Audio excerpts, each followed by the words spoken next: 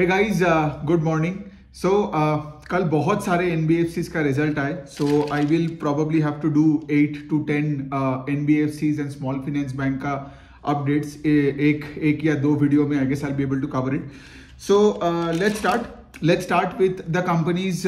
मतलब जो मुझे सबसे बढ़िया और अच्छा रिजल्ट लगा वो है कि पूनावाला फिनकॉर्प। उससे चालू करते हैं। तो पहले पूनावाला का रिजल्ट से पहले थोड़ा उनका मॉडल समझते हैं। तो पूनावाला ऑफ कोर्स एक लेंडर है और एक ये पूरा 100% एक डिजिटल लेंडर है। ठीक है, पूनावाला एक ऐसा बिजनेस है जहां पे आपको उनसे ये नहीं सुनेंगे कि आप ब्रांचेस खोल रहे हैं, so on and so fourth. ये पूरा डिजिटल लेंडिंग करते हैं, टॉप 100 सिटीज में रहते हैं और प्राइम कस्टमर्स के साथ ही काम करते हैं। Got it? सो पूनावाला ऐसा नहीं है कि लाइक एकदम टायर 4-5 सिटीज में चला गया and all that. Top 100 cities, prime customers. और ये लोग क्या कोशिश करते हैं, अब देखिए, अगर आप टॉप 100 सिटीज में प्राइम कस्टमर्स को टारगेट कर रहे हो तो वो ऑलरेडी कोई ना कोई उनका बैंक अकाउंट होगा ही, कोई पीएसयू बैंक या प्राइवेट सेक्टर बैंक से। तो पूनावाला का एक और काम होता है कि वो बैंक कस्टमर्स को पोच करे। ठीक है, पोच करे मतलब वहां से वो अपने इंफ्रास्ट्रक्चर में लेके आए। ठीक है, अब आप मुझे बोलोगे कि लाइक यार पूनावाला में लोग क्यों आएंगे, मतलब why would a bank customer और से कोई एक बड़ा एक एनबीएफसी का कस्टमर जो शहरों में रहते हैं वो पूनावाला में क्यों आएगा। तो यहाँ पे आपको थोड़ा समझना पड़ेगा पूनावाला और बाकी मॉडल में डिफरेंस क्या है।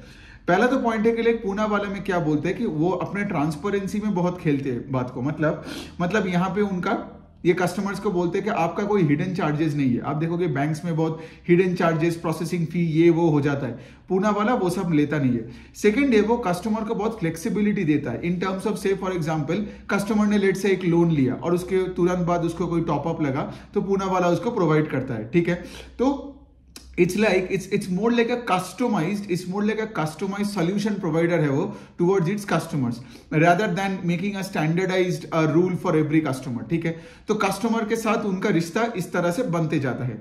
ठीक है, तो ये वाला पॉइंट है। और दूसरे साइड में ऑफ कोर्स और अगर आपको कोलैटरल फ्री लैंड मतलब पैसा मिल रहा है, क्योंकि पूनावाला का बुक के बारे में हम थोड़ा बात करेंगे, लेकिन I hope you guys now understand कि लाइक ये प्री पेमेंट का कोई पैसा नहीं है, कोलैटरल फ्री है एंड यहाँ पे ट्रांसपेरेंसी है और फ्लेक्सिबिलिटी है, as a result of which they can continue to poach customers from banks as well. And of course नया कस्टमर तो अपने सिस्टम में आ ही रहा है। तो पूनावाला का अगर आप बिजनेस मॉडल देखोगे तो जहां पे वो लोन्स देते हैं उसमें से 40% लोन्स वो एमएसएमई सेगमेंट में देते हैं। ठीक है, कस्टमर्स इन दी एमएसएमई सेगमेंट। 20% उनका जो लोन्स है वो पर्सनल लोन और कंज्यूमर ड्यूरेबल्स के लिए है। कंज्यूमर ड्यूरेबल मतलब ये टीवी, एसी, फ्रिज खरीदने के लिए जो पैसा चाहिए या पर्सनल लोन चाहिए। फिर उसके बाद जो अगला जो उनका सेगमेंट है वो है कि लोन अगेंस्ट प्रॉपर्टी। ठीक है, आपके प्रॉपर्टी के नाम पे आपको लोन, अब वो लोन आप बहुत सारे जगह में आप यूज कर सकते हो, अपने धंधे में, अपने पर्सनल लाइफ में। और जो चौथा वाला सेगमेंट है वो है कि प्री ओन्ड कार्स का उनका एक सेगमेंट है। ठीक है, तो मतलब अगर आपको कोई प्री ओन्ड कार खरीदना हो तो पूनावाला से आपको वो कार फाइनेंसिंग भी मिल जाएगी। ठीक है, तो ये बनता है पूनावाला का मॉडल। अब पूनावाला में जो अच्छी बात यह है कि अगर आप देखोगे 1-1.5 साल पहले उन्होंने अपना गाइडेंस दिया था कि that we would grow our loan book between 35 and 40%। ठीक है, 35 and 40% से लोन बुक को ग्रो करेंगे फॉर अ फ्यू ईयर्स। तो FY25 में इनका जो लोन बुक का ग्रोथ आया that has been north of 50%। Even अगर मैं सिर्फ Q4 का भी बात करूं तो Q4 में भी इनका लोन बुक का ग्रोथ मैंने शायद यहां पे लिखा कि हाँ, तो Q4 में भी इनका लोन बुक का ग्रोथ है 55% YOY। ठीक है, और Q3 से Q4 में the loan book Guru 14%।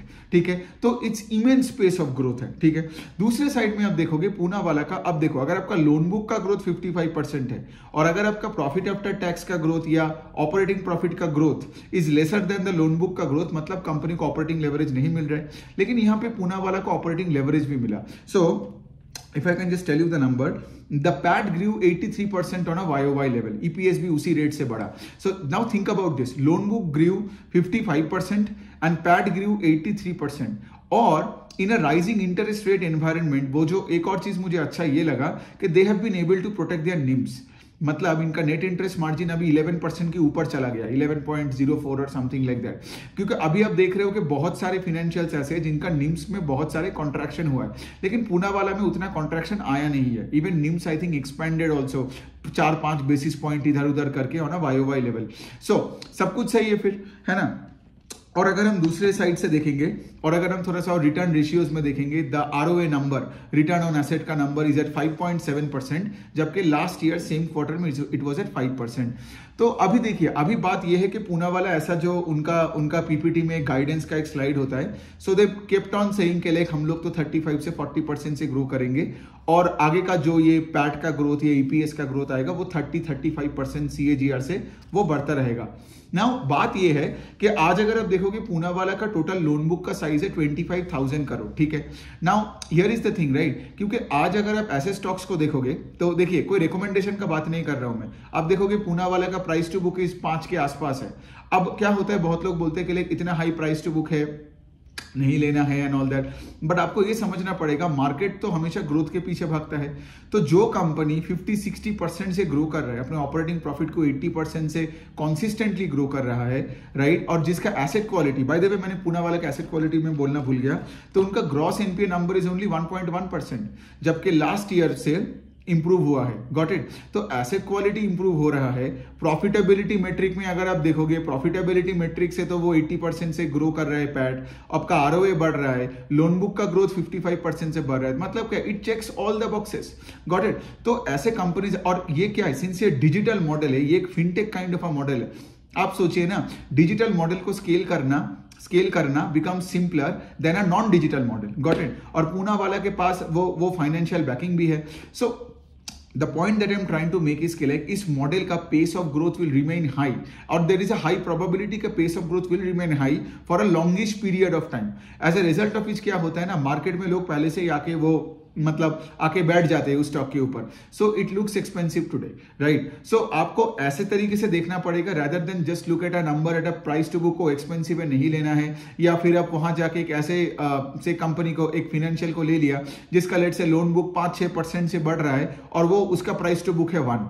Got it. अरे वो सस्ता इसीलिए है क्योंकि उसमें कोई ग्रोथ ही नहीं है, वो बुरा कंपनी है, और जिसमें बहुत अच्छा ग्रोथ है, बहुत सब कुछ सही चल रहा है, वो आपको थोड़ा एक्सपेंसिव मिलेगा। और अगर सोचो कोई अगर बहुत अच्छा कंपनी सस्ता भी है ना, तो लोग 2 दिन में उस स्टॉक को खरीद के उसको एक्सपेंसिव बना देगा। एक्सपेंसिव इन द सेंस मतलब it looks expensive is what I am trying to say. Got it. तो कोई रिकमेंडेशन नहीं है, बट जब आप कोई वैल्यूएशन को देख रहे हो एंड ऑल दैट, आप प्राइस टू बुक को देखो और बिजनेस का स्कोप को समझो, ठीक है। आगे का देखनी होती है रादर देन पीछे की। तो पूनावाला का तो यही है, बहुत अच्छा सेट ऑफ नंबर्स है। अब चलिए दूसरे कंपनीज का थोड़ा बात करते हैं। फेड बैंक फाइनेंशियल सर्विसेज का बात करते हैं। तो फेड बैंक फाइनेंशियल सर्विसेज क्या है, वो फेडरल बैंक का एक सब्सिडियरी है, ठीक है। मतलब फेडरल बैंक उसका मालिक है, ऐसे सोचो, फेडरल बैंक उसका मालिक है और उसका एक एनबीएफसी है। अब फेड बैंक फाइनेंशियल सर्विसेज का अगर आप सिंपल तरीके से देखोगे, इनका टारगेट क्या है, इनका टारगेट है हमारे देश में टायर 2, 3, 4, 5, 6 सिटीज के जो ये सेल्फ एम्प्लॉयड लोग होते हैं, ठीक है, जिसका से फॉर एग्जांपल किसी का चाय का दुकान है, किसी का किराना का दुकान है, किसी का से फॉर एग्जांपल कोई टायर का दुकान है ना, ऐसे लोगों को ये लोग पैसा देते हैं, ठीक है। ऐसे लोगों को ये लोग मतलब पैसा मतलब लेंड करते हैं, ठीक है। अब फेड बैंक फाइनेंशियल सर्विसेज का अगर मैं थोड़ा सा लोन बुक का बात करूं, उनका 3 मेन सेगमेंट है। एक तो वो गोल्ड लोन देते हैं, मतलब ऐसे कस्टमर से गोल्ड लेते हैं और इनको गोल्ड लेंडिंग करते हैं। दूसरे साइड में ये लोग क्या करते हैं, होम लोन्स और लोन अगेंस्ट प्रॉपर्टी भी देते हैं, ठीक है। और कस्टमर बेस यही है, ठीक है। तो कस्टमर से गोल्ड लेके गोल्ड लोन देते हैं, या फिर इन्हीं कस्टमर्स को आप होम लोन देते हो या लोन अगेंस्ट प्रॉपर्टी देते हो, या और उसके साथ साथ अनसिक्योर्ड बिजनेस लोन्स भी देते हो। सो जब कोई किसी को अनसिक्योर्ड बिजनेस लोन देता है, वो बिजनेस इनकम के ऊपर ये कस्टमर्स को पैसा देते हैं। Got it. So of course you have to understand one thing, कोई अगर किसी को गोल्ड लोन देता है तो gold loan short tenure loan होता है। सो गोल्ड लोन में ये लोग क्या करते हैं, कस्टमर्स को 1-1 लाख रुपए, 1-1.5 लाख रुपए, 50,000 रुपए ऐसे एवरेज टिकट साइज में लोन देते हैं 6-6 महीने के लिए। और हायर टिकट साइज, लेट से फॉर एग्जांपल आज आप पकड़ो 15 लाख, 20 लाख, 25 लाख का अगर लोन्स हो, वो कस्टमर को देते हैं अपने business loan, unsecured business loan या होम लोन पे। अब बोलोगे 25 लाख रुपए लेके एक दुकानदार क्या करेगा, लेट से उसके दुकान को रेनोवेट करना होगा, या फिर लेट से उसको एक और दुकान खोलना होगा, है ना, अपने एरिया में। क्या पता उसके कस्टमर्स का डिमांड इतना बड़ा है तो उसको थोड़ा सा एक्सपेंशन करने पड़े या रेनोवेट करना पड़ा, या फिर कुछ उसको वर्किंग कैपिटल की जरूरत हो, तो ये होता है बिजनेस लोन, ठीक है। तो अगर आप देखोगे फेड बैंक फाइनेंशियल सर्विसेज का, तो 50% उनका लोन्स आता है उनका मॉर्गेज से, मतलब होम लोन से, 30% आता है आपका गोल्ड लोन से, और 15% ऑफ द लोन बुक है उनका अनसिक्योर्ड बिजनेस लोन से। तो यही बनता है बिजनेस मॉडल। कस्टमर सेगमेंट समझ में आ गया, ज्योग्राफी में भी ये लोग डाइवर्सिफाई कर रहा है, ठीक है, और अपना बिजनेस को बढ़ा रहा है, स्केल अप कर रहा है। तो इनका भी नंबर्स बहुत ही बढ़िया है, ठीक है। इनका जो लोन बुक है दैट ग्रू 34% YOY लेवल पे, ठीक है, इन Q4। तो इनका लोन बुक तो अच्छे रेट से ग्रो किया। मैनेजमेंट हमेशा बोलता था, इनका IPO रिसेंटली आया था, तो मैनेजमेंट हमेशा यही बोलता है कि हमारा गाइडेंस है we will grow the book north of 25%। तो a growth of 34% means what, that you under promise and over deliver, which is a great sign, right. ये अच्छी बात है। दूसरे साइड में ये है कि ये लोग बहुत ही अच्छे से फोकस कर रहे हैं on the co lending side. को लेंडिंग मतलब ये बैंक्स के साथ मिलके गोल्ड लोन दे रहे हैं, बैंक्स के साथ मिलके मॉर्गेज लोन दे रहे हैं। अब आप बोलोगे को लेंडिंग क्यों अच्छा है, सोचिए। तो आज ये फेड बैंक फाइनेंशियल सर्विसेज, ये तो NBFC है ना, तो इनका तो cost of boring will be high, है ना। तो अगर कोई अच्छा कस्टमर भी आता है इन द MSME स्पेस, तो अगर मैं एक Fed Bank financial, for example मैं एक NBFC हूं, एक सिंपल तरीके से समझो, अगर मैंने ही पैसा उठाया 8%, 10%, 12% से, तो मैं किसी को अगर लेंडिंग के लिए जो एक अच्छे कस्टमर भी आया, तो उसको तो मुझे 16-17% चार्ज करना ही पड़ेगा। तो क्या होगा, वो कस्टमर शायद मेरे पास ना आए, कोई स्टेट बैंक में चला जाए, या फिर फॉर एग्जांपल वो कस्टमर मनी लेंडर के पास चला जाए, या फिर उसको लोन ही ना मिले, ताकि उसका बिजनेस आगे ना बढ़े। तो इसीलिए क्या हो रहा है ना, बैंक्स और NBFCs मिलकर ये को लेंडिंग का स्कीम चालू किया है। को लेंडिंग मतलब ये है कि वो कस्टमर को लेट से 100 रुपए चाहिए अपने दुकान का रिफर्बिशमेंट के लिए, तो एक बैंक के साथ एक NBFC मिल जाता है, ठीक है।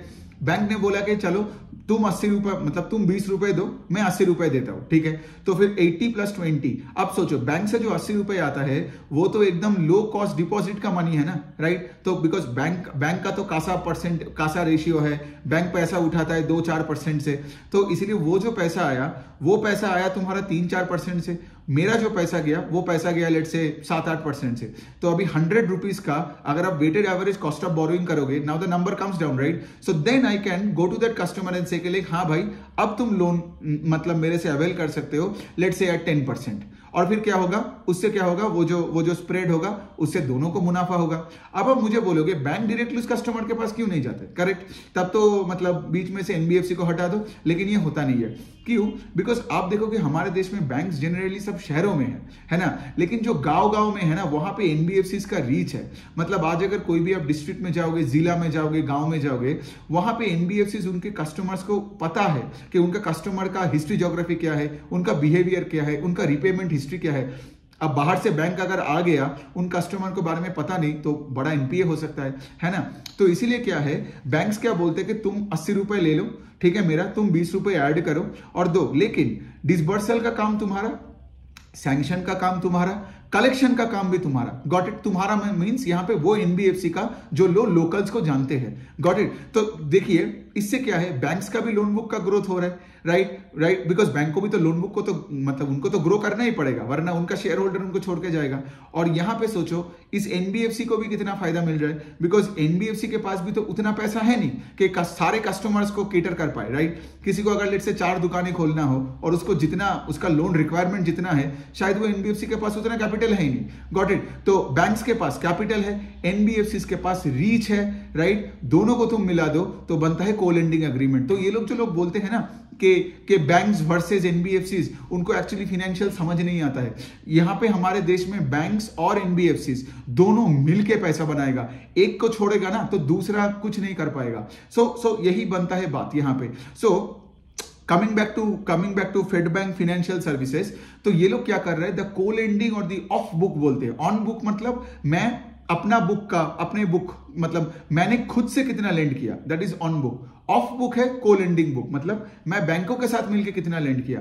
सो the co lending part of the book of Fed Bank financial Services is 17% today of the entire book. पिछले साल it was 10%. So now you understand. And by the way, when you do this, right, so it is ROA and ROE accretive for the NBFC. तो ये भी सारे NBFCs बताते रहते हैं कि ऐसा नहीं कि हम को लेंड किया तो हमें कम पैसा मिल रहा है। Got it?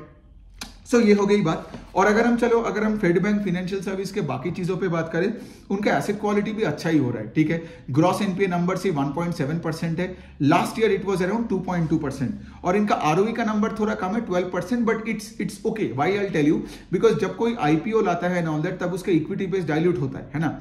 आप देखोगे एसबीएफसी फाइनेंस का जब हमने कल या परसों जब वो वीडियो बनाया था, वहां भी आपने देखा कि आरओई का नंबर नीचे है और धीरे धीरे करके ऊपर जा रहा है। बिकॉज जब आप कोई आईपीओ लाते हो, जब कोई आप मतलब इक्विटी में जब कोई इन्फ्यूजन होता है, तो मतलब क्या, प्रोमोटर अपना स्टेक बेच रहा है, इक्विटी डाइल्यूशन हो रहा है, तो आरओई का नंबर कम है। But what we have to track हर क्वार्टर में, मैं ये वीडियोस क्यों बनाता हूं, सो दैट हमें देखना पड़ेगा कोई धंधा आगे किस तरफ जा रहा है, rather than looking at the ROE का number at a stand alone level. इसीलिए आप देखोगे स्क्रीनर में कोई नंबर देख के most people don't make sense के मार्केट में क्या हो रहा है, क्योंकि आरओई का नंबर नीचे है तो चलेगा, but if the ROE number is going up, let's say YoY क्यूओक्यू, ठीक है, निम्स बढ़ते जा रहे हैं, तो अब देखो कि वो स्टॉक पैसा बना रहा है। Got it. दूसरे साइड में अगर एक कंपनी का लेट से आरओई का नंबर हाई है, लेकिन से फॉर एग्जांपल उसका कोई ग्रोथ नहीं है, तो अब देखोगे वो स्टॉक ठप होके पड़ा है, कुछ नहीं कर रहा है। सो ये तो अच्छी बात है। और फेड बैंक फाइनेंशियल सर्विसेज का अगर मैं, जैसे मैंने आरओई का बात किया, तो इनका पैट का ग्रोथ भी बहुत ही अच्छा है। 73-74% का वाईओवाई का पैट और ईपीएस का ग्रोथ है। मतलब क्या, 34% एयूएम का ग्रोथ, 73% का पैट का ग्रोथ, आरओई का नंबर लास्ट ईयर से इस ईयर में धीरे धीरे करके बढ़ते जा रहा है। So things are actually pretty good. I guess आपको तो अभी तो मॉडल भी समझ में आ गया क्या क्या हो रहा है। नया कंपनी है, मुझे बहुत एक्साइटिंग लगता है, ट्रैक करते हैं। यहां पे बात कोई रिकमेंडेशन का नहीं है, ना पूना वाला ना फेड बैंक फाइनेंशियल।